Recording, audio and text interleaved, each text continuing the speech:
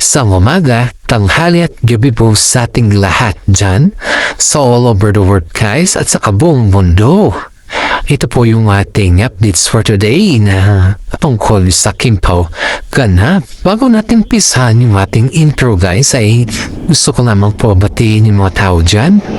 Yung mga senior dyan, yung mga fans natin dyan. Maraming salamat po sa inyong lahat. Kaya ito na po, introduce natin ng ating intro. Pasok!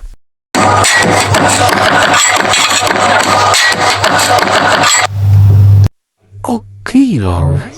Update na tayo sa Kimpaw ganap for today guys. May tatlo tayong topic for today na kung saan ay Kim Chu. Iba na yung kanyang iniisip sa ngayon. Ano na kaya yung plano niya after the vacation sa Paris? Pangalawang topic natin for today guys ay tatanggapin kaya ni Paula Avellino ang kanyang movie? Pangatlong topic natin for today guys ay lumabas na yung behind the scene nila Paula Avellino at saka si Kyle Padilla. Ano kaya ang reaksyon ni Kim Chu dito? Is topic natin for today na si Kim Chu. Ano kaya yung plano niya after the vacation? Ayan na, dito sa ating legit na sources guys ay may plano na si Kim Chu after the vacation. I think aayusin na yung bago nilang bahay guys at ipapublish sa tayo bago yung kanilang kasal.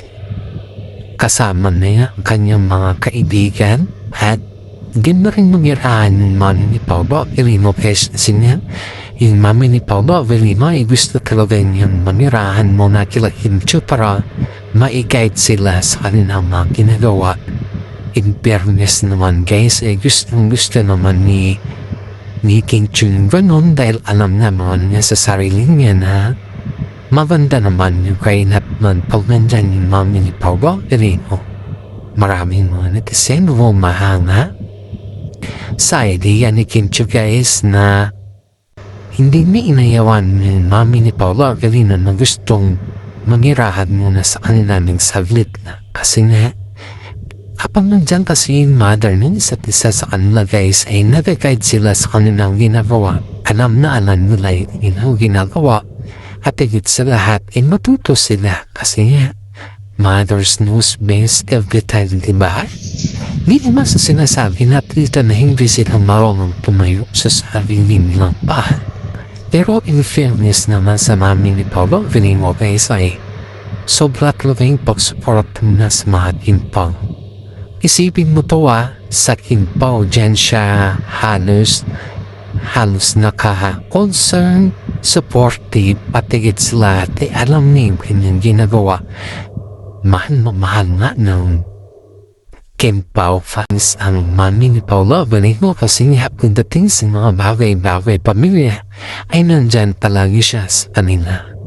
Ramdam ng mga netizen yung comfortability at concern ng mama ni Paula Avellino sa Kimpaw. At in fairness naman guys kay Kim Chu, hindi naman siya yung tao na nag-aayaw lalo mother na yung pinag-uusapan dito kasi wala naman mother si Kim Chu itong si Ate Lakab namin may pinawisan nanay noon guys. Kaya na yung mga netizen dito ay nabibigyan ni Kim Chu at sinabihan pa na proud sila sa idea ni Kim Chu dahil ramdam nila na totoong si Kim Chu sa kanyang sarili.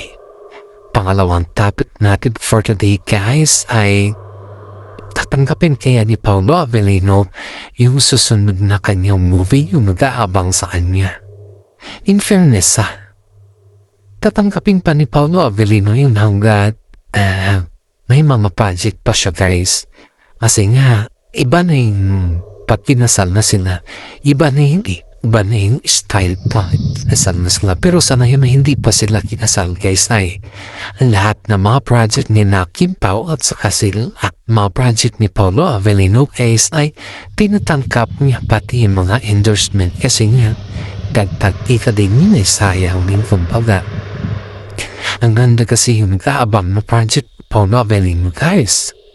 At si Kim Chiu naman po ay very supportive na wife kay Paolo dahil lahat ng pangangailangan ni Paolo sa kanya mga project guys ay inaayos ni Kim Chiu. Kung di kaya ay siya nag-ayos lahat pati sa mga bag, mga gamit at higit sa lahat ay siya lahat nag-ayos nun.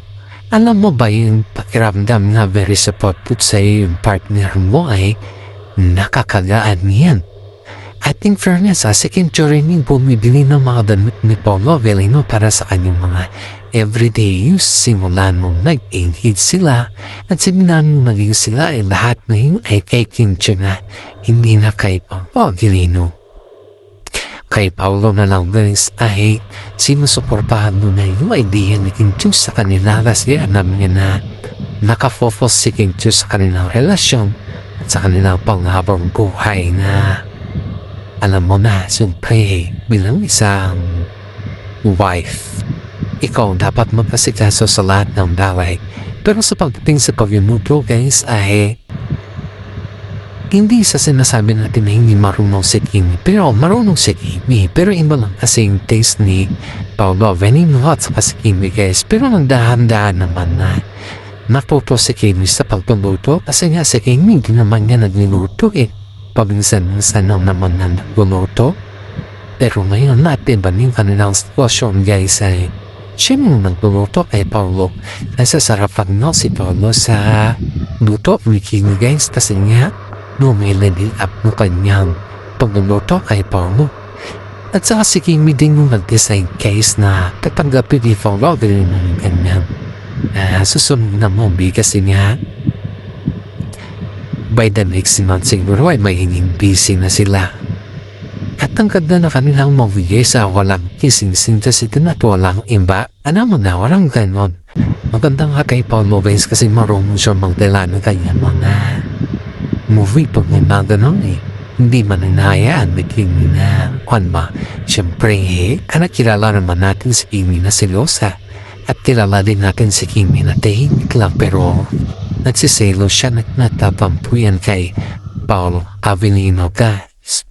Maraming mga netizen na nagsasabi guys na napakaswerte ni Paolo ngayon. Dahil kasama niya lahat si Kim Chiu sa kanyang mga project. At higit sa lahat guys ay nung nagtambal sila ni Kim Chiu guys ay mas nalong dumarami yung kanyang mga projects at mga endorsement. Kaya nga marami din hiingit kay Paolo na kagaya ng mga taga-showbiz. Yung kasama niya sa showbiz guys kasi nga halos sa kanya lahat yung mga endorsement eh. Ang dami talaga, sobra. Mga nag-i-endorse sa kanya guys ay yung mga malalaking brand. At si Paolo naman ay hindi man siya madamot sa mga iba niyang showbiz guys kundi binibigay din niya yung mga ibang endorsement lalo na pag yung busy siya at hindi na yung oras nila ay sobrang busy. Binibigay din niya sa mga kasama niya guys kaya may mga netizen nito guys ay sinasabi na napakabait talaga ni Paolo Avellino dahil kahit papaano guys ay nagbibigay pa rin siya ng mga project, mga endorsement din sa makagaya niyang showbiz. Haba, mga netizen dito guys ay nabibigyahan ni sa mga kabaitan ng Kim Pao dahil namibigay po sila ng ayuda guys. Ang dami nilang ayuda sa kanilang mga fans na kumbaga guys ay hindi man proklamado sa lahat ng mga fans nila kasi hindi man nakadalo sila. Pero yung mga iba guys na nakadalo ay gustong gusto nila yung kanilang ayuda dahil nga siyempre sa panahon ngayon guys ay marami talaga yung nag-a-offer na ayuda dahil sobrang mahal na mga bibilhin ngayon eh. Ikaw ba naman tong bumili lang ng isang itlog eh sobrang mahal na diba? Sa mga nakakabili okay lang pero sa mga hindi nakakabili guys ay naiintindihan naman nila yung kanilang sitwasyon. Kaya nga sila Paolo Avellino at saka si Kim Chiu guys ay pag uwi sila ng Pilipinas na sabay ay iniisip pa rin nila yung kanilang mga fans na patuloy na sumusuporta sa kanila. Patuloy na nanonood sa kanila at higit sa lahat ay yung nagmamahal sa Kim Pao ba kasi nga yung pagminahal mong isang tambalan ay binibigyan ka rin nila yan ng pang-ayuda. Di lamang sa mga ganyan na bagay guys, kundi pag naramdaman nila na okay naman yung mga comment or okay naman yung mga kabutihan nila guys, ay syempre kahit naman siguro sino, diba? Kaya nga yung mga fans nito guys ay naghihintay lamang sa update ng Kim Pao sa kanila dahil pinapakita talaga nila na yung loyal na loyal sila sa Kim Pao. Sa mga nagko-comment naman ng mga negatibo sa kanila guys ay hayaan mo na. Kasi yan siguro yung kaligayahan nila, yung mag-comment ng kung ano-ano at higit sa lahat ay hindi naman, kumbaga guys ay freedom of speech ba, yun yung sa kanila. Pero in fairness sa maraming mga netizen po ang umahanga sa Kim Pao. Dadako naman tayo sa tatlong topic natin for today guys na kung saan po ay lumabas na yung behind the scene ng movie nila Paolo Avellino at saka si Kylie Padilla. Aba di pa na pumasok yung pagkaselos ni Kimi. Selos na selos si Kimi dito guys ha.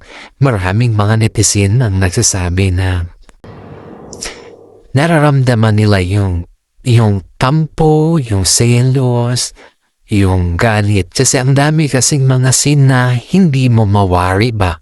Pero kay Paolo guys, kung trabaho ang pinag-uusapan, hanggang doon lang naman.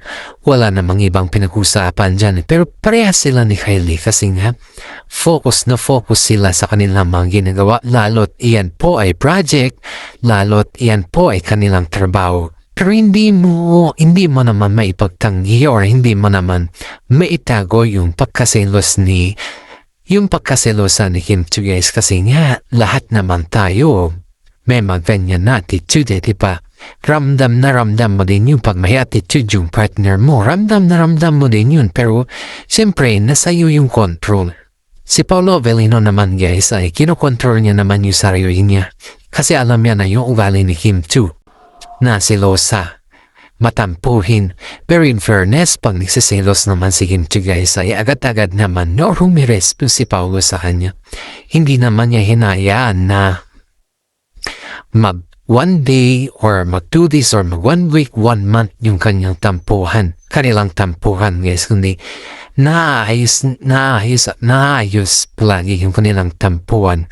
In fairness naman kay Paolo ay proud naman kay Kimi kasi nga kahit hindi siya yung katambal ni Kimi, pero still sumusuporta pa rin si Kimi sa kanyang mga ginagawa. Bago natin tapusin yung ating updates guys, ay shoutout ko muna yung mga senior citizen dyan na palagi nanonood sa atin. Maraming salamat po sa inyong lahat kasi kayo po yung aking taga-masuwit na fans. Pakilike and share naman po at panoorin hanggang dulo yung aking YouTube channel.